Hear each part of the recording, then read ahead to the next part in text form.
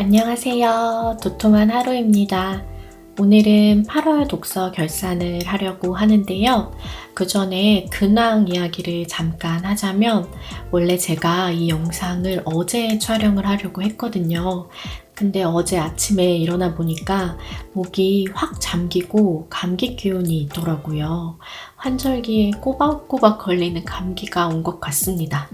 그래서 어제는 정말 아무것도 안 하고 약 먹고 최대한 많이 쉬었어요. 약 기운에 취해서 잠을 거의 한 12시간은 잔 것 같아요. 다행히 오늘은 어제보단 컨디션이 나아졌는데 목소리는 아직 안 돌아왔어요. 그래서 영상 촬영을 조금 미룰까 하다가 그러면 이번 주에 업로드가 어려워질 것 같아서 최대한 따뜻하게 물 마셔가면서 영상을 찍어보려고 카메라를 켰습니다. 목 컨디션이 좋지 않아서 조금 걱정이 되는데요. 조금만 양해 부탁드릴게요. 그러면 8월에 제가 읽은 책들과 독서 노트를 보여드리면서 이야기를 나눠볼게요.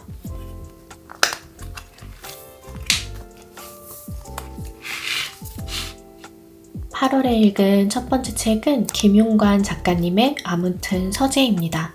이 책은 제가 거실 서재를 만들기 위해서 고민하던 중에 읽게 된 책인데요.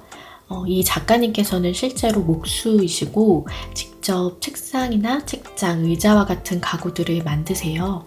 그래서 그걸 기반으로 작가님의 철학을 써내려간 에세이입니다. 실용서의 느낌보다는 철학서의 느낌이 강한 것 같아요. 저는 굉장히 재밌게 읽었고요. 읽다 보면 작가님의 확고한 신념을 글에서 느낄 수 있기 때문에 약간의 거부감이 느껴질 포인트들도 있을 것 같아요. 근데 저는 에세이에서는 작가님의 꼿꼿한 신념을 발견하는 걸 굉장히 좋아하거든요. 어차피 에세이가 그런 면을 발견하기 위해서 읽는 거라고 생각을 하기 때문에 괜찮게 읽었습니다. 그래서 좋았던 문장들도 참 많았어요. 제가 머릿속에 떠올리고 있던 책장이나 또 책상에 관한, 또 책에 관한 생각들을 작가님의 문장을 통해서 접할 수 있어서 참 반가웠고요. 또 굉장히 좋았던 문장 중 하나는, 우리는 책을 구입하고 읽는 걸 굉장히 큰 이벤트로 생각하잖아요. 책에서는 뭔가를 얻어야만 하고 왠지 재미 위주의 책들은 시간 낭비인 것 같고요. 근데 이 책에서 작가님께서는 책이라는 건 내 하루를 잠시나마 상쾌하게 해주는 아이스 카페 모카 한 잔을 가볍게 마시듯 다뤄야 한다고 말씀을 하세요. 이 문장이 굉장히 공감이 많이 갔습니다. 우리가 넷플릭스나 유튜브 채널을 고르고 보듯이 책도 그렇게 접근하면 좋을 것 같다는 생각이 들었어요. 꼭 지식과 정보를 전달해야만 좋은 책은 아니라고 생각을 하거든요. 나를 쉬게 해주고 기분 전환을 시켜주는 그런 책들도 굉장히 좋은 책이라고 생각을 하기 때문에 책에 대한 장벽이 좀 낮아졌으면 하는 생각이 들었습니다. 독서노트는 좀 생각보다 정신없게 꾸며져가지고 마음에는 안 드는데 좋았던 문장들이 참 많아서 이렇게 문장들을 적어주었고요. 여기 뒷장에는 제가 이번에 만든 거실 서재 사진을 이렇게 붙여주었고요. 서재 사진을 잡지에서 오려서 이렇게 붙여서 꾸며주었습니다. 그러면 다음 책으로 넘어갈게요. 다음 책을 말씀드리기 전에 이게 순서가 조금 바뀌었어요. 제가 아무튼 서재를 읽고 나서 베러티를 읽었거든요. 근데 그걸 깜빡하고 띄워놓고 쓴 거예요. 그래서 베러티를 먼저 말씀을 드리겠습니다. 8월에 읽은 두 번째 책은 콜린 후버의 베러티입니다. 제가 이 책을 너무너무 재밌게 읽어서 추석 때 읽을 책으로 추천을 했었어요. 혹시 읽어보셨나요? 이 책의 장르는 스릴러이고요. 전형적인 미국인들이 좋아할 만한 스릴러물입니다. 무명 작가가 사고를 당한 베스트셀러 작가의 집에 가서 그녀의 소설의 뒷이야기를 대필하게 되는데요. 이 베스트셀러 작가의 서재에서 그녀가 쓴 글을 발견하고 엄청난 충격에 빠지게 됩니다. 글에 쓰여있는 과거의 이야기와 현재 이 집에서의 이야기가 교차해서 진행이 되는데요. 그래서 더 오싹한 느낌이 드는 책이었어요. 이 책은 무조건 읽어보시기를 추천합니다. 정말 너무너무 재밌어요.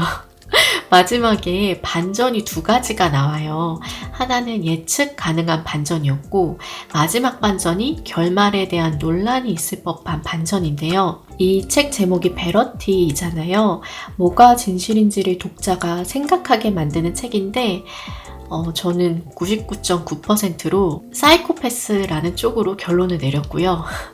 너무 많이 이야기를 하면 스포가 되기 때문에 한번 읽어보시고 뭐가 진실일지 생각해 보셨으면 좋겠다는 생각이 들었습니다. 독서노트는 이 이야기가 이 베스트셀러 작가의 서재에서 진행되는 이야기이기 때문에 서재 사진을 이렇게 뒤에다가 붙여주었고요. 그리고 그녀가 누워있는 침대, 이 오싹한 느낌이 드는 침대를 붙여주었고요. 여기에 무엇이 진실인가 이걸 스티커로 글자를 붙여주었습니다.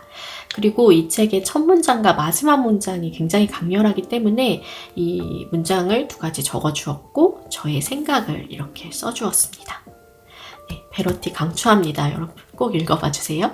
그럼 다시 앞으로 가서 다음 책 말씀드릴게요. 다음 책은 김직명 작가님의 때로는 행복 대신 불행을 택하기도 한다입니다.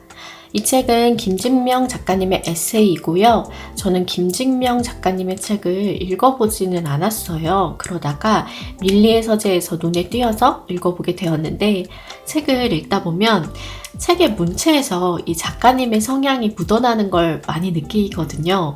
이 책을 읽으면서도 이 작가님은 정말 호탕한 성격이시지 않을까 하는 생각이 들었어요.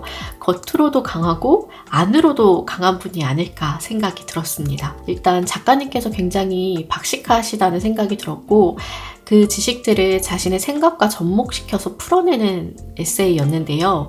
과거의 경험들도 들어있었고 제가 몰랐던 역사적인 사실들도 알 수 있어서 유익했던 책이었습니다. 독서노트에는 좋았던 문장들을 이렇게 적어 주었는데요.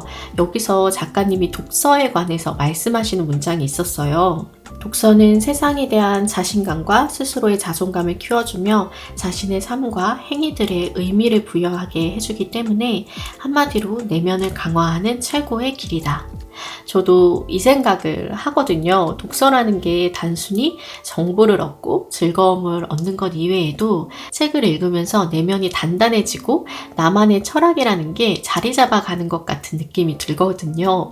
내면이 단단히 바로 서야 외부에서 오는 자극들에 흔들리지 않기 때문에 독서는 참 중요하다는 생각이 듭니다. 지금 당장 눈에 보이는 성과가 보이지 않더라도 책을 한 권 한 권 읽어가면서 어쨌든 내 안에 쌓이고 있거든요. 이게 계속 쌓이다 보면 10년 후 나는 또 얼마나 단단해져 있을까 하는 기대감이 생깁니다. 그래서 이 책을 읽은 후에 김직명 작가님의 소설을 한번 읽어보고 싶어졌어요. 근데 소설들이 다 너무 권수가 많고 길어서 그나마 한 권으로 읽을 수 있는 바이러스 X 이 책을 읽었습니다. 이 제목에서도 알 수 있듯이 바이러스에 관한 이야기이고요. 이 책에서는 코로나 초창기의 모습들이 나옵니다. 그래서 현실 반영이 제대로 되어 있어서 어디까지가 진실이고 어디까지가 상상력인지 헷갈릴 정도였어요. 이야기의 기본 설정은 이렇습니다. 우리는 바이러스가 체내로 들어와야 몸 안에서 치료를 하잖아요. 그런데 몸으로 들어오기 전에 반도체로 공기 중에 있는 바이러스를 읽어내서 체외에서 바이러스를 제거하자는 설정이에요. 굉장히 혹하지 않나요? 바이러스가 눈에 보이진 않지만 어떠한 기계로 읽어낼 수만 있다면 우리는 바이러스에 대한 두려움을 없앨 수 있잖아요. 바이러스라는 게 눈에 보이지 않기 때문에 두려운 이유가 크니까요. 그래서 초반에 이 책을 읽을 때는 와, 진짜 재미있다. 어떻게 이런 설정을 했을까? 어마어마한 이야기다 라는 생각이 들었어요. 절반까지도 굉장히 재밌습니다. 근데 후반부로 갈수록 갑자기 이야기가 막 마무리되는 느낌이 들었어요. 뭔가 더 재밌는 게 나올 것 같은데? 오늘은 여기까지 하는 느낌이랄까요? 그래서 좀 후반부로 갈수록 아쉬운 마음이 있었는데 이 책의 기발한 설정이나 바이러스에 대한 작가님의 지식들을 접할 수 있어서 흥미롭게 읽은 소설이었습니다. 네, 이렇게 넘어갈게요. 다음 책은 이케이도 준의 샤일록의 아이들입니다. 이 책은 옴니버스 구조의 소설이고요. 도쿄의 한 은행에서 발생하는 10가지의 이야기가 톱니바퀴처럼 맞물리는 구조의 소설입니다. 저는 옴니버스 소설을 좋아하는 편이긴 한데요. 이 책 같은 경우는 이 10가지의 이야기가 완벽하게 맞물리는 느낌은 아니었어요. 그리고 은행에 관한 이야기이기 때문에 저는 조금 불편한 감이 있었거든요. 이거는 저의 개인적인 경험 때문인데 예전에 직장 생활할 때 생각도 나고 그래서 좀 스트레스 받아가면서 읽는 느낌이 들었거든요. 근데 그게 아니라면 재밌게 읽으실 수 있는 책일 수도 있을 것 같아요. 기본적으로 이 책은 현금 도난 그리고 직원의 실종 이 두 가지에 대한 미스터리를 풀어나가는 방식인데요.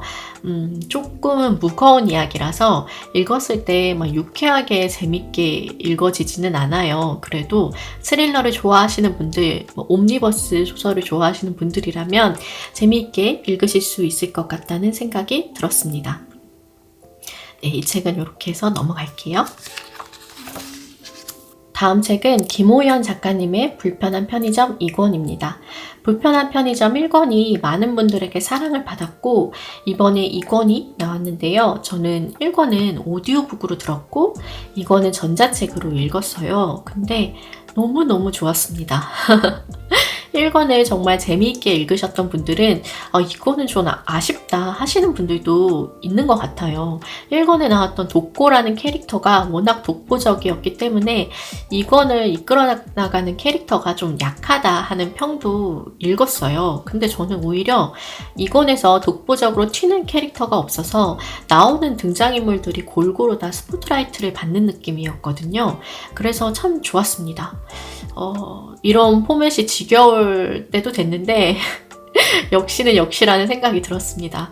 이렇게 술술 읽히는데 그 안에 감동도 있고 생각할 거리도 던져주는 책은 흔한 것 같지만 흔하지가 않거든요. 쉽게 쓰여진 듯한 문장들 속에서 독자들에게 감동을 주는 게 더 어렵다고 생각을 하기 때문에 작가님께서 계속 책을 내주셨으면 좋겠다는 생각이 들었습니다. 재미있게 읽었고 독서노트 같은 경우는 좋았던 문장과 저의 생각을 이렇게 적어주었고요. 그리고 오른쪽 페이지도 좋았던 문장과 그리고 이 편의점 사진을 제가 방문해서 찍은 것처럼 이렇게 붙여주었습니다. 이거는 제가 독서노트 쓰는 거 영상으로 찍었었죠. 그래서 이렇게 넘어갈게요. 다음 책은 최진영 작가님의 내가 되는 꿈입니다.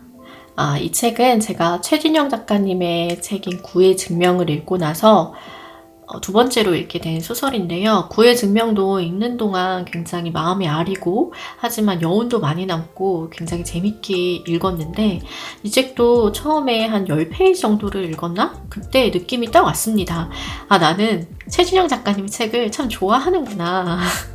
이런 생각이 들었어요. 이 책 역시 자꾸 마음을 아프게 하는 책이었어요. 읽다 보면 이 책에서 나오는 설정이 약간 특이해서 이게 어떻게 된 거지? 하는 생각이 들기도 하는데요.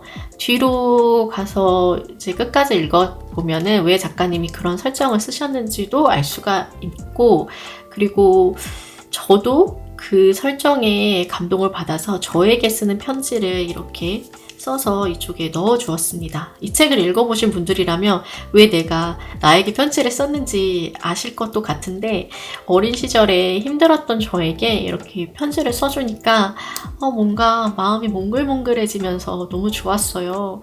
꼭 평행 우주 속에서 어린 시절 저에게 말을 거는 것 같아가지고 굉장히 독서노트를 쓰면서도 좋았습니다.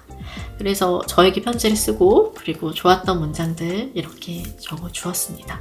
저의 어린 시절을 위로해주는 책이었어요. 네, 이 책은 넘어가 볼게요. 다음 책은 장류진 작가님의 달까지 가자입니다. 이 책 정말 재밌습니다. 제가 9월에 장류진 작가님의 일의 기쁨과 슬픔 그 책도 읽었는데요. 장류진 작가님의 책은 굉장히 신기해요. 문장을 읽고 있으면 그 다음 문장을 빨아들이는 듯한 흡입력을 느낄 수 있습니다. 그래서 계속 읽고 싶어지고 손에서 책을 놓기가 힘듭니다. 이 달까지 가자 같은 경우는 흑수저 여자 3인방의 코인, 이더리움 떡상 이야기예요. 책을 읽으면서 조마조마합니다. 폭락하면 어쩌지? 이제 그만 욕심 버려야 하는 거 아닌가? 그만 빠져나오지? 손절하지? 막 이런 생각들이 막 들어요. 근데 결국 결론에 가서는 이런 걱정들을 하는 독자들과 꼰대들을 한 방 먹이는 듯한 결말을 작가님께서 준비해 두십니다.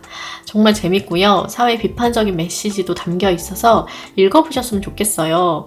독서노트는 조금 화려하게 꾸며주고 싶었거든요. 이들의 화려한 인생을 응원하는 느낌으로 이렇게 적어주었고요.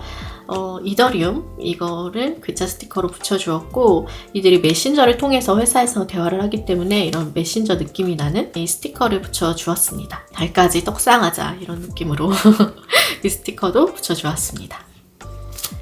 네, 이렇게 해서 제가 8월에 읽었던 8권의 책에 대한 독서노트와 이야기를 나눠보았는데요. 그러면 8월에 읽었던 가장 좋았던 책을 한번 뽑아봐야겠죠?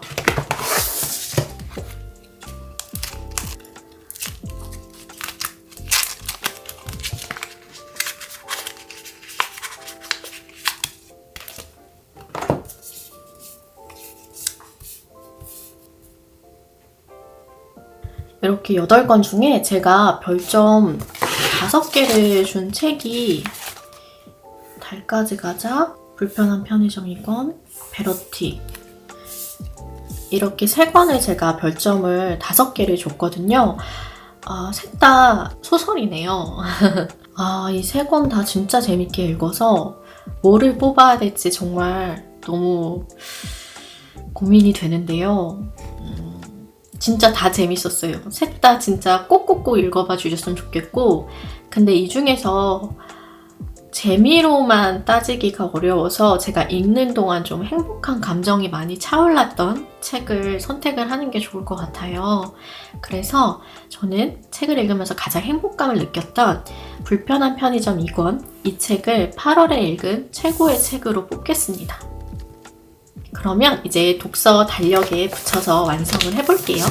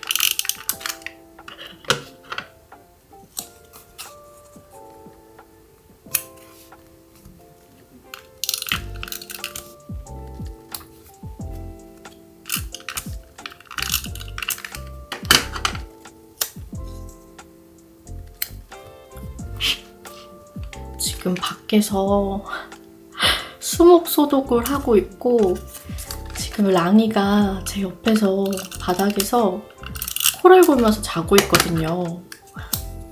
그래서 지금 그 소리들이 들어갈 것 같아가지고 약간 걱정이 됩니다. 랑이는 여기 서재방에 이렇게 나무로 된 박스가 있는데 그 안에서 자는 걸 참 좋아해요. 근데 오늘도 거기서 자고 있어가지고 제가 너무 곤히 자길래 그냥 두었거든요. 혹시 코 고는 소리가 들어갈까 걱정이 됩니다.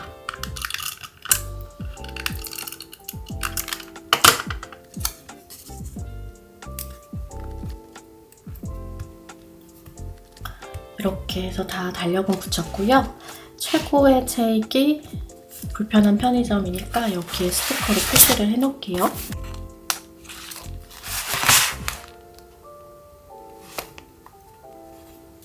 이렇게 해서 8월에 제가 읽은 8권 책에 대한 독서노트도 보여드리고 책 리뷰도 해보았는데요. 여러분들께서는 또 어떤 책을 8월에 읽으셨고 어떤 책을 읽고 계신지도 궁금해요. 댓글 많이 남겨주시면 감사하겠습니다. 그럼 오늘 영상은 여기까지이고요. 저는 또 다음 영상에서 찾아뵐게요. 오늘도 도톰한 하루 보내세요. 감사합니다.